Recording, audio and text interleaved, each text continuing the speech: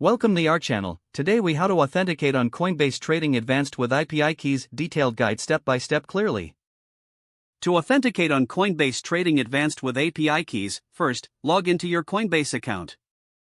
Navigate to the settings panel, which can usually be found in the upper right corner. Select the API section from the sidebar menu. Click on the Create API Key button to initiate the key generation process. Choose the permissions you want to grant the API key. For trading purposes, select both View and Trade options. You may also want to enable the Fund option if needed. After setting your permissions, click on Create API Key. A pop-up will appear displaying your newly generated API key. Make sure to copy this key and store it securely. Next, you will need a passphrase for the API key for additional security. Write down this passphrase in a secure location. Now, go back to the pop-up and confirm the creation of the API key. You'll receive an email from Coinbase to verify this action. Open the email and click on the verification link provided.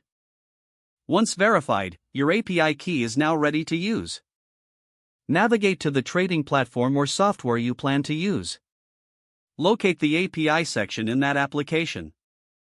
Input your API key and the passphrase you created earlier. If necessary, input your API secret for full integration. Test the connection to ensure the API key is functioning correctly. You are now authenticated and ready to trade on Coinbase Trading Advanced using your API key. If the page does not load, refresh the browser or try again in a private or incognito window.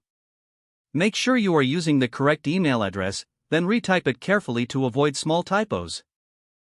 If your password is not accepted, use the reset option and create a new strong password you can remember. Check your spam folder for verification or security emails, then complete any requested confirmation steps. Enable two-factor authentication if available to improve account security and reduce unauthorized access risk. After signing in, review your profile details so your contact information and settings are accurate and current. If you see an error message, note it down and try again after restarting your device and internet connection. Don't forget to like this video and subscribe to our channel for more step-by-step tech guides.